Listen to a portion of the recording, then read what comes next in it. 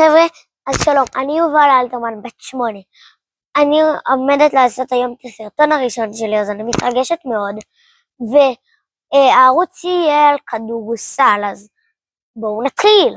הסרטון עומד להיות על 7 הסלים הכי מטורפים שעשיתי, מ7 עד 1. אבל מקום 3, שני וראשון מטורפים. סל ראשון זה מפה, שזה מקום 70, זה לא כזה מטורף. חבר'ה, זה היה הסל הראשון. זה המקום השישי, זה בערך 3, זה נראה מאוד קרוב, אבל זה רחוק. אוקיי, יאללה. זה היה מקום 6.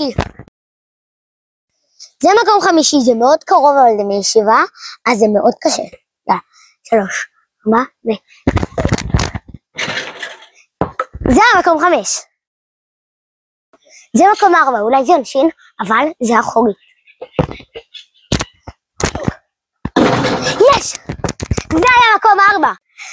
לפני שאנחנו מגיעים לשלישייה האחרונה, אני ממש רוצה שתשימו סאב, לייק ותלחצו על הפעמון.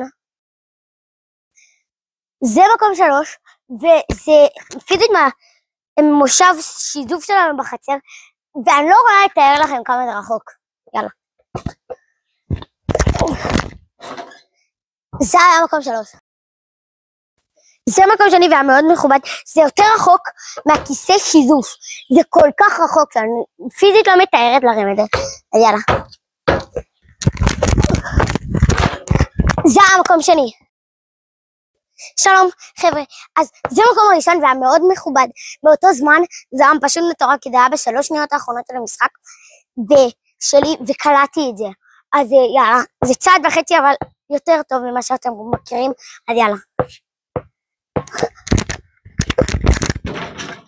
זה היה המקום ראשון. ואלה היו 7 הקליעות הכי מטורפות שלי, מקווה שנהנתם. ובגלל שהצלחתי את כל אלה, זה חובה לייק ויותר. מקווה שנהנתם, יאללה ביי.